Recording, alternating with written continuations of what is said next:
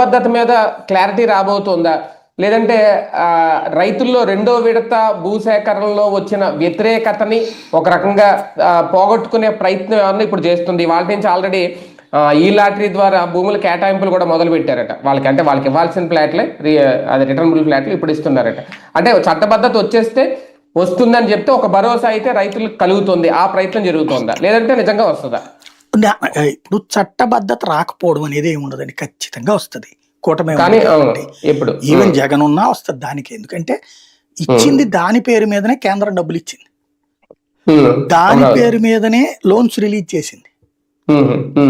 అది కాకుండా ఎట్టా పోతుంది? సింపుల్. అక్కడ ఓన్లీ ఉన్న ఏకైక కన్ఫ్యూజన్ అలా ఆ 29 గ్రామాల సిఆర్డిఏ పరిధి, ఇదొక్కటి మాత్రమే అయోమయం. అంతకు మించి మరి ఏమీ లేదు. అదే 2014 2024 వీళ్ళు అనవసరంగా 14 నుంచి అని పెడదాం అనుకున్నారు. దాంట్లో దానికి వీళ్ళు చెప్పిన రీజన్ ఏంటంటే, మనం లోన్స్ తీసుకుంది, లేకపోతే అదేది దాన్ని ఏమంటారు, బాండ్స్ అమ్మింది, ఇవన్నీ అప్పుడే కదా, రాజధాని అనినే కదా అన్నట్టు. అది టూ క్యాపిటల్, అంతేగాని ఇది క్యాపిటల్ కాదు అది. అప్పటికి దీని మీద కూడా మనల్ని ఎన్నిసార్లు ట్రోల్ చేశారు. రాజధాని నోటిఫై అయిపోయింది, గెజిట్ అయిపోయింది, ఇవన్నీ అవలేదురా నాయన అని మనం ఆ రోజున చెప్పినప్పుడు తిట్టిపోశారు. ఏమైంది? ఇప్పుడు చెప్తున్నారు చట్టబద్ధత.